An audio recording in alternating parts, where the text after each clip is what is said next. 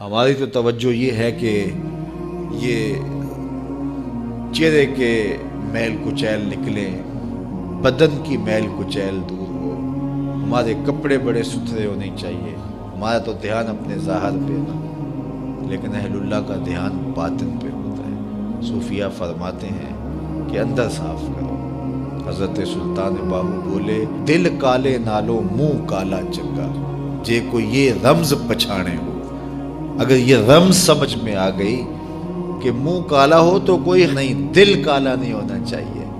ابو لہب کا کیا معنی ہے؟ شعلے کی طرح چمکتا ہوا چہرہ رکھنے والا، اس کو اسی لیے ابو لہب کہتے ہیں، اس کا چہرہ ایسا چمکدار تھا تو اس وجہ سے اس کو ابو لہب کہتے تھے۔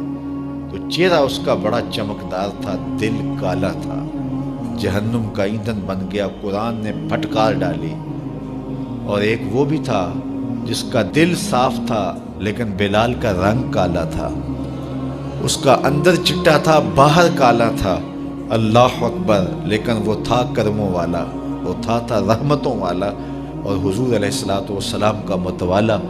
تو بات باطن کی ہے، بات ظاہر کی نہیں ہے۔ ہم اندر صفائی کی توجہ نہیں دیتے، باہر کی صفائی کی توجہ دیتے ہیں۔ پہلے اندر صاف کر لیں، اندر صاف ہو گیا تو پھر باہر بھی صاف کر لیں۔ اور اگر باہر صاف ہے اور اندر میل کچیل ہے تو باہو بولے کہ دل کالے نالوں منہ کالا چنگا، جے کو یہ رمز پچھانے ہو۔ اللہ کے محبوب علیہ السلام، اگر یہ صحیح ہو گیا تو پورا جسم صحیح ہو گیا۔ اور حضرت رومی نے جو اقبال کے مرشد تھے، کہا کہ دل کو قابو میں کر لو، یہی حج اکبر ہے۔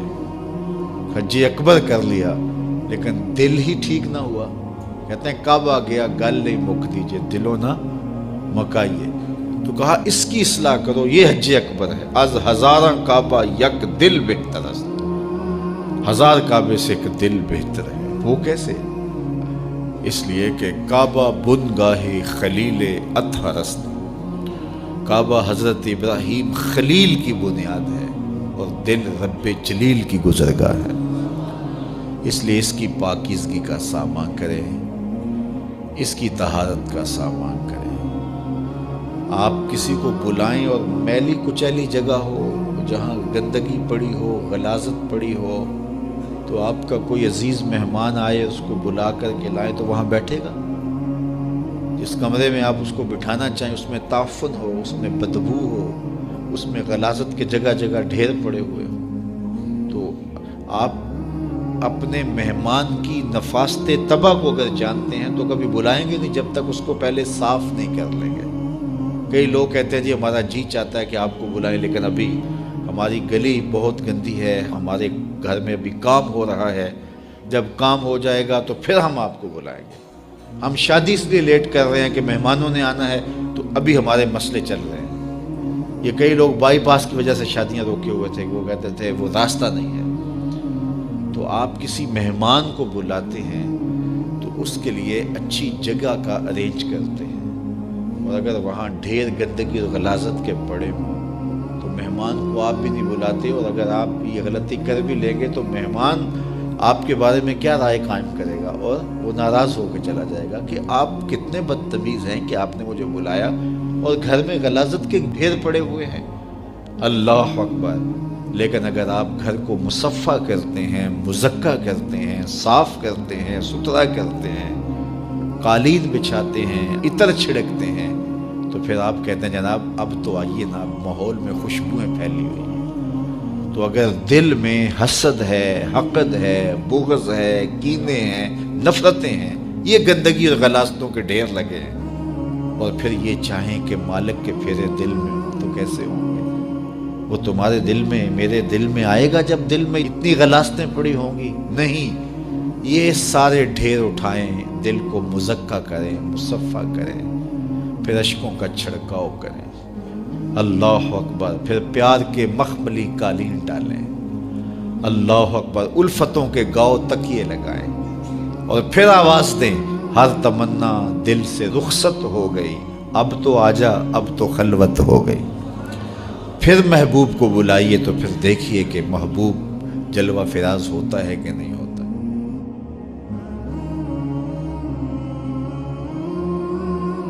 مصر کے اندر حضرت موسیٰ علیہ السلام نے ایک قبطی کو تھپڑ مار دیا تھا، قرآن مجید کے دامن میں یہ واقعہ موجود ہے۔ تو آپ کی جلالت اور آپ کے زور کی تاب نہ لاتے ہوئے وہ وہیں ڈھیر ہو گیا، اس کی موت واقع ہو گئی۔ تو مصر کے حالات کشیدہ ہو گئے اور حضرت موسیٰ علیہ السلام کو مصر چھوڑنا پڑا۔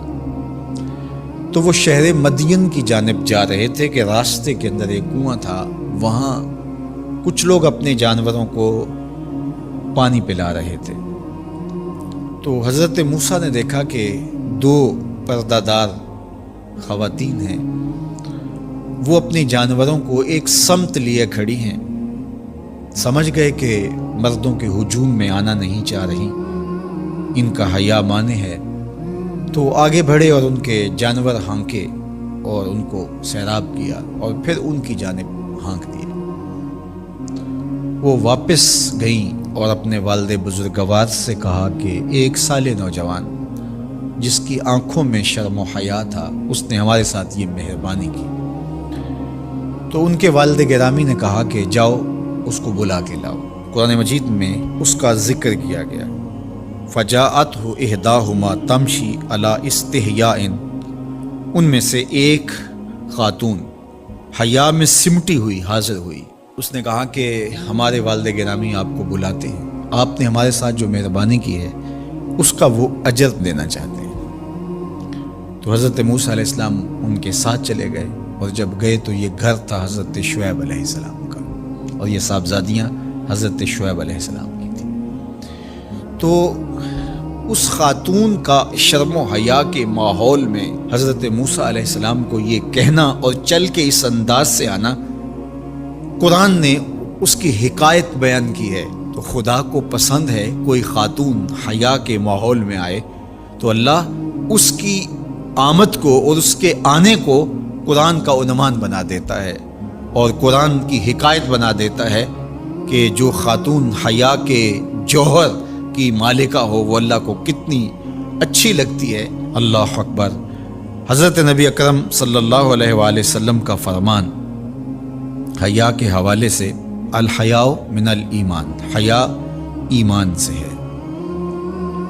تو جتنے بھی ایماندار لوگ ہیں وہ پھر حیا کے جوہر سے مزین ہوں گے، مالا مال ہوں گے۔ آپ دیکھ لیجئے سب سے بڑے ایماندار تو میرے اور آپ کے آقا مولا ہیں، اور حضور کمواری لڑکی سے زیادہ حیادار تھے۔ باقی حضور کے اصحاب دیکھ لیجئے، ان کا حیا، اور حضور کی ازواج مطہرات کا حیا دیکھیے۔ ام المومنین حضرت عائشہ رضی اللہ تعالی عنہا فرماتی ہیں کہ حضور کا جب وصال ہوا اور حضور میرے حجرے میں دفن ہوئے، تو میں جب حضور کی قبر انور پہ جاتی تو معمولی چادر اوڑھ کے چلی جاتی، اس خیال سے کہ میرے شوہر ہیں۔ پھر حضرت ابوبکر صدیق رضی اللہ تعالیٰ عنہ کا وصال ہوا تو وہ بھی ساتھ دفن ہو گئے، تو میں پھر بھی اسی حالت میں جاتی، اور میں سوچتی کہ ایک میرا شوہر ہے اور دوسرا میرا والد ہے۔ کہا پھر حضرت عمر رضی اللہ تعالیٰ عنہ کا انتقال ہوا اور وہ بھی ساتھ مدفون ہوئے۔ تو حضرت ام المومنین فرماتی ہیں کہ اب جب میں جاتی تو میرا جانے کا انداز مختلف تھا۔ فواللہ ما دخلت الا وانا مشدودۃ علی ثیابی حیاء من عمر۔ کہا اب جب بھی میں جاتی تو خوب اوڑھنی اوڑھ کے اور چادر لے کے جاتی، مجھے عمر سے حیا آتی۔ یہ ام المومنین کا انداز زندگی ہے۔ مخدرات اسلام کو اس سے سیکھنا چاہیے۔ جو قبر میں دفن ہیں ان سے بھی یہ حیا کریں، جو مومنوں کی ماں بھی لگتی ہیں۔ اور آج یہ دلائل دیے جائیں کہ پردہ تو جناب دل کا ہوتا ہے، چہرے کا پردہ تو نہیں ہے۔ باقی کسی کو اپنی آنکھ میں شرم پیدا کرنی چاہیے۔ عورت کو کیا ضرورت ہے کہ وہ اپنے آپ کو ڈھانپ کے رکھے۔ اب ام المومنین کا عمل یہ ہے کہ فرماتی ہیں کہ میں اپنے آپ کو خوب سمیٹ کے جاتی حیاء من عمر۔ عمر قبر میں ہیں لیکن ام المومنین فرماتی مجھے پھر بھی حیا آتی۔ اور حضرت سیدہ طیبہ طاہرہ حضرت فاطمہ الزہرا رضی اللہ تعالی عنہا نے کہا کہ عورت کے لیے بہترین پردہ یہ ہے کہ اس کو کوئی غیر مرد نہ دیکھے اور وہ غیر مرد کو نہ دیکھے۔ تو جب یہ ہمارا دین ہمیں سکھاتا ہے اور حیا کا یہ سبق دیتا ہے، بڑوں سے حیا کرنے کی تلقین کی گئی، اللہ سے حیا کرنے کی، اس کے رسول سے حیا کرنے کی تلقین کی گئی۔ صحابہ فرماتے ہیں بعض اوقات ہم کچھ پوچھنا چاہتے ہوتے تھے اور حضور کے حیا کی وجہ سے ہم ایک عرصہ تک وہ بات نہیں پوچھ پاتے تھے۔ آج دادا کے سامنے بچے جس طرح بات کرتے ہیں اور جس طرح بچوں سے حیا کا جوہر ختم ہو گیا ہے اور اس کو وہ تہذیب نو کا کرشمہ سمجھتے ہیں اور جدید دور کی کرامت سمجھتے ہیں، یہ دور جدید کی کرامت نہیں ہے، یہ جاہلیت ہے۔ بڑوں کا احترام اور بڑوں کی عزت یہ زندگی کا جب